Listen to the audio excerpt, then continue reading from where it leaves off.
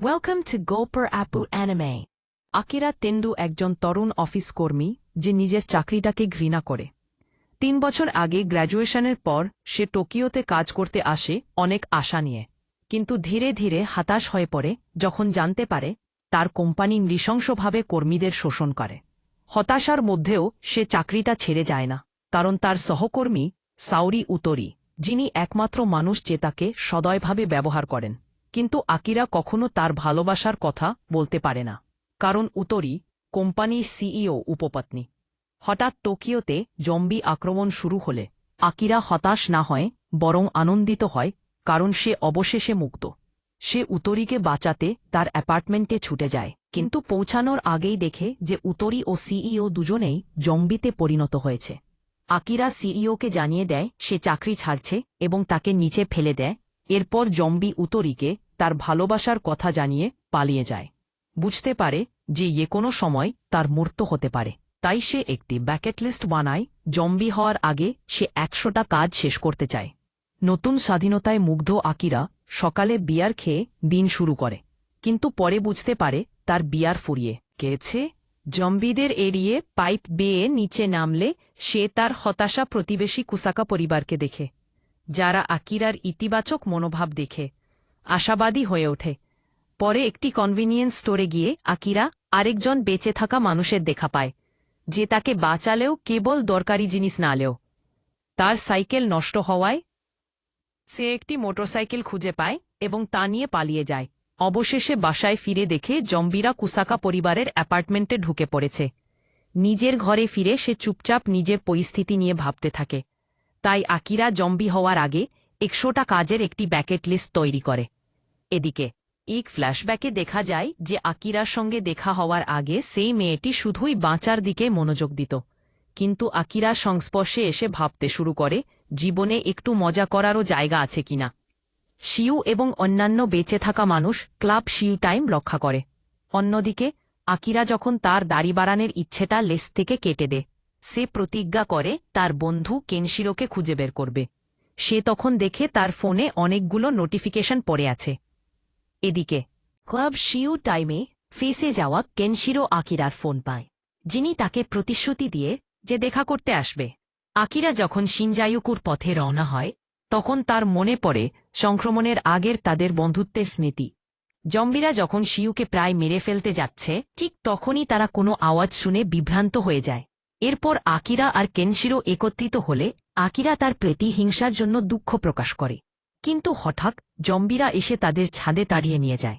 Akira আরেকটি বিল্ডিংয়ের ছাদে লাফ দিয়ে উঠতে সক্ষম হয় এবং কেনশিরোকেও একই কাজ করতে বলে, কিন্তু কেনশিরো লাফ দিতে অস্বীকৃতি জানায় এবং জানায় সে আসলে রিয়েল এস্টেট এজেন্টের চাকরিটা ঘৃণা করত। সে আসলে স্ট্যান্ড আপ কমেডিয়ান হতে চায়। আকিরার উৎসাহে কেনশিরো লাফ দিয়ে পার হয়ে যায় এবং সে সময় নিজের পোশাক খুলে ফেলে। রাতের বেলা দুজনেই নগ্ন অবস্থায় অনেক কথা বলে।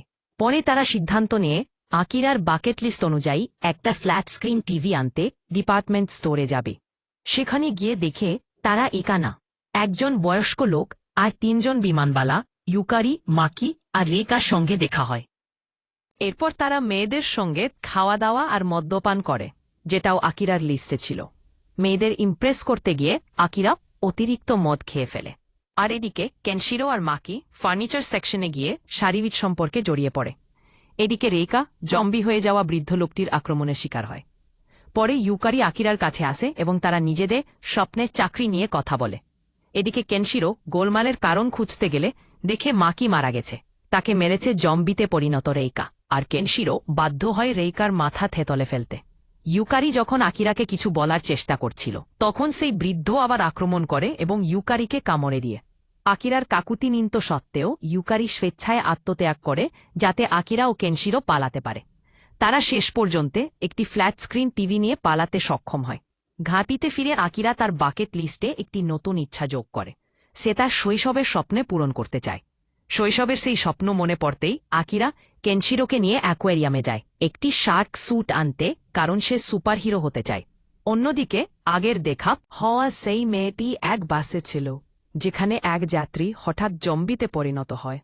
সেও বাকি যাত্রীরা অ্যাকোয়ারিয়ামে পালিয়ে যায় এবং সেখানেই আকিরা এসে তাদের উদ্ধার করে। আকিরা যখন তার কাছে আসে মেয়েটি তার উদ্দেশ্য নিয়ে প্রশ্ন তোলে। এরপর আকিরা ও কেনশিরো একটা বিকট শব্দের উৎসে খুঁজতে গিয়ে দেখে পায়েওয়ালা জম্বি শার্ক চারপাশে তাণ্ডব চালাচ্ছে। সবাই পালিয়ে গেলে সেই মেয়েটি পিছনে থেকে যায়। আকিরা তাকে আবারও উদ্ধার করে। সে একটি পরিকল্পনা করে শার্কটিকে থামানোর জন্য। নগ্নে কেনশিরো বিভ্রান্তি তৈরি করে, আর আকিরা শার্কটিকে ইলেকট্রিক শকে মেরে ফেলে। যাওয়ার আগে আকিরা ও সেই মেয়ে, যার নাম শিজুকা মিকাদুকি, একে অপরের সঙ্গে লোকগোষ্ঠের তথ্য আদান প্রদান করে। এরপর আকিরা ও কেনশিরো একটি সোনার ঘড়ির জোড়া নিয়ে গুনমার পথে রওনা হয়। সেখানে একটি আরভি ডিলারশিপে তারা শিজুকার সঙ্গে আবার দেখা পায়। আরভি বাছাই করার পর তারা একসঙ্গে যাত্রা শুরু করে, কিন্তু কিছু দূর যাওয়ার পর হঠাৎ একটি স্পাইক স্ট্রিপে আটকে যায় এবং কেনশিরো আহত হয়। এরপর তারা মুখোমুখি হয় আকিরার পুরনো বস গঞ্জো কুসুগিরের নেতৃত্বে থাকা একদল লোকের। নার্ভাস আকিরা অনিচ্ছা সত্ত্বেও 2 দিন গঞ্জোর জন্য কাজ করতে রাজি হয়, যাতে তারা তার ট্র্যাক স্টপ ব্যবহার করতে পারে। পরদিন যখন শিজুকা কেনশিরোর সঙ্গে ছিল, বিরক্ত গঞ্জো বাধ্য হয় ঘোষণা দিতে যে সে আকিরা ও তার বন্ধুদের জন্য একটি ওয়েলকাম পার্টি দিচ্ছে, কারণ সে আকিরাকে সবার জন্য বিয়ার ঠান্ডা করতে দেখে। পরে গঞ্জো আকিরাকে কটাক্ষরে জানায় সে আকিরা জম্বি আর অন্য সবাইকে সস্তা শ্রমিক হিসেবে ব্যবহার করছে। গঞ্জোর হাতে আকিরা অপমানিত হতে দেখে শিজুকার মনে পড়ে যায় কিভাবে তার বাবা তার জীবনের প্রতিটি দিক নিয়ন্ত্রণ করত। এরপর আরভিতে থাকা অবস্থায় শিজুকা আকিরার বাকেট লিস্ট খুঁজে পায় এবং সেখানে লিখে দেয়া কুসুগি এ মুখের ওপর না বলে দাও। অন্যদিকে জিনিসপত্র সংগ্রহ করতে যাওয়া দলের কয়েকজন সদস্য না জেনে তাদের ট্র্যাকে লুকিয়ে থাকা এক জম্বিকে নিয়ে ফিরে আসে। ট্র্যাক স্টপে ফিরে যখন আকিরা, কেনশিরো আর শিজুকা চলে যেতে চায়, তখন গঞ্জো আকিরাকে মানসিকভাবে প্রভাবিত করে আটকে রাখে।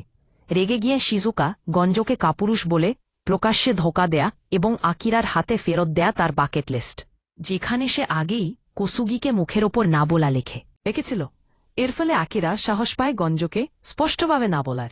ঠিক তখনই ট্রাক এসে জম্বিটিকে ছেড়ে দিলে বিশৃঙ্খলা সৃষ্টি হয়, কিন্তু আকিরা সাহসিকতার সঙ্গে পরিস্থিতি নিয়ন্ত্রণে আনে এবং সবাইকে, এমনকি গঞ্জোকেও বাঁচায়। গঞ্জোর দমনমূলক ও স্বার্থপর আচরণের কারণে তার দল তাকে ফেলে চলে যায়। এরপর আকিরা, কেনশিরো ও শিজুকা তাদের যাত্রা পুনরায় শুরু করে। আকিরা, কেনশিরো আর শিজুকা প্যাডেল বোট জগার চেষ্টা করার পর কিছুদিন পর তারা 4 জন একটি হট স্প্রিংয়ে পৌঁছে। সবাই মিলে উপভোগ করার সময় তারা দেখতে পায় জায়গাটি ঘিরে ফেলা হয়েছে এবং তারা পালাতে বাধ্য হয়। একা থাকার সময় আকিরা পাহাড়ে একটি নির্জন হট স্প্রিং খুঁজে পায়, কিন্তু সেখানে শিজুকার সঙ্গে দেখা হয় এবং তারা ভালোবাসা নিয়ে একটি হৃদয়স্পর্শী আলাপ করে। পরে কেনশিরো ও বিট্রিক্সও তাদের সঙ্গে যোগ দেয়া। এরপর যখন তারা গুনমার কাছে পৌঁছে, তখন একটি ব্যারিকেড দেওয়া টানেল দেখতে পায় যা জম্বিতে ভরা। বনের ভিতর দিয়ে ঘুরপথে যাওয়ার সময় তারা একটি জম্বিতে পরিণত হওয়া বন্য শুকুরের হাত থেকে মাসারো কুমানো নামের এক বৃদ্ধকে উদ্ধার করে। উমানো কৃতজ্ঞ হয় তাদের একটি গাছের উপর বানানো বাড়ি দেখায়, যেটা দেখে উৎসাহী আকিরা তাকে সাহায্য করতে চায়। গাছের বাড়ি শেষ হলে তারা কুমানোর সঙ্গে বিদায় নিয়ে আবার রওনা হয়। অবশেষে তারা আকিরার জন্মগ্রামে পৌঁছে। পরিবারের সঙ্গে পুনমিলনে আকিরা আবেগে অভিভূত হয়ে পড়ে, যদিও সে মনে করে বাবা মার ঋণ শোধ করা তার পক্ষে কঠিন। এদিকে জানা যায় আকিরার বাবার শরীরে একটি ক্ষত রয়েছে। গ্রামের আরেকটি দল নিজেদের একটি বাকেট লিস্ট পূরণে ব্যস্ত।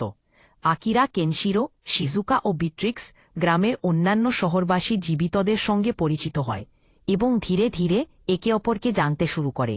সেই সন্ধ্যায় আকিরা তার বাবার কাছ থেকে শুনে কিভাবে তিনি একজন নভোচারী হতে চেয়েছিলেন আর কিভাবে নতুন জগৎ আবিষ্কার করলে আমাদের পরিচিত পৃথিবীটা কত ছোট মনে হয়।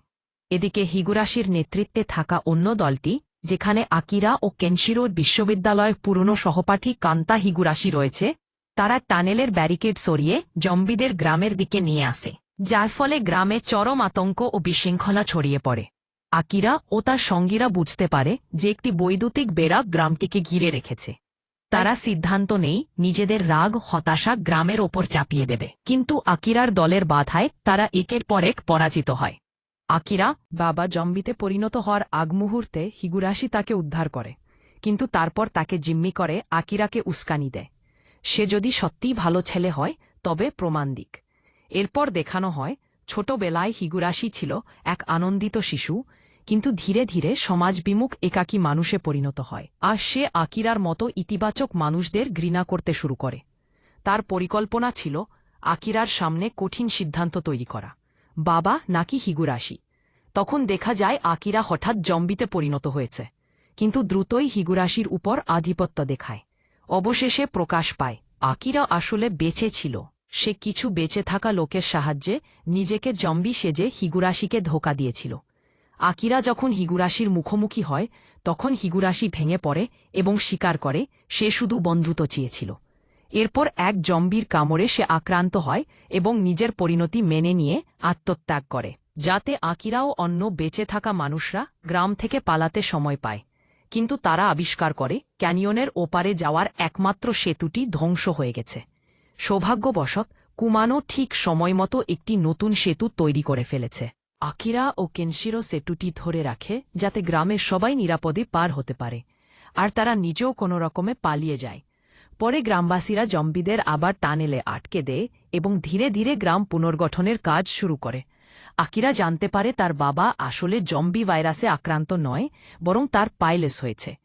এরপর আকিরা, কেনশিরো, শিজুকা ও বিট্রিক্স এবার পরিকল্পনা করে কিভাবে তারা জম্বি মহামারীর মধ্যে বেঁচে থাকতে, দুনিয়া ঘুরে দেখবে আর নিজেদের স্বপ্নগুলো পূরণ করবে।